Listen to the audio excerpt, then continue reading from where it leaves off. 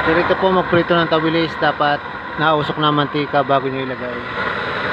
Ito po ang kalandilangis.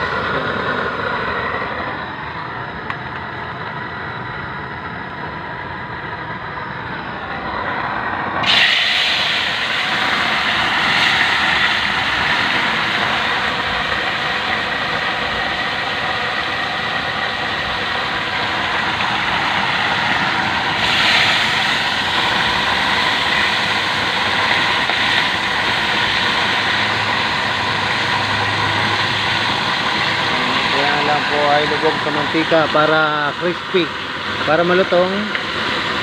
Lubog nyo po sa mantika ang tawilis.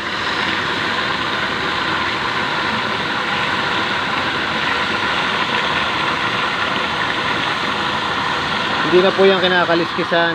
Lagyan nyo, hugasan nyo lang po ng mabuti at lagyan ng asin.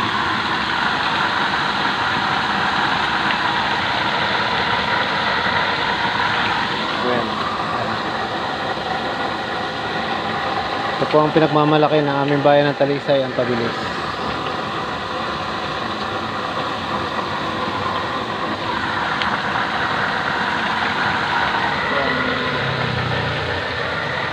Sa mahal lang kas ngayon, kaya ganito po ang inyong gamitin, kalandilangis.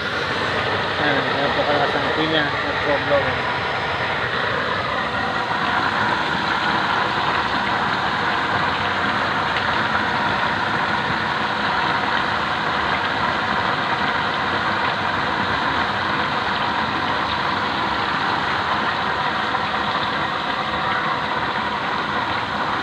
Po ang adjustan ng apoy, pwede nyo pong pahinain o palakasin ng apoy nyo. Sa gitna nyo lang po ilagay. At kapag medyo mapula na, pwede nyo na baliktarin.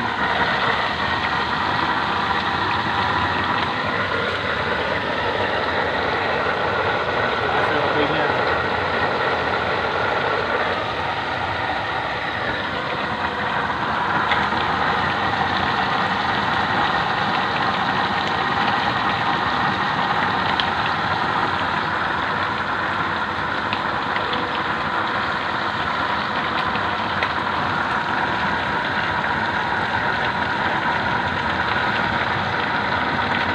Paalala lang po, kung kayo ay may rayuma, huwag na po kayong kumain ng tawilis at saka ayungin.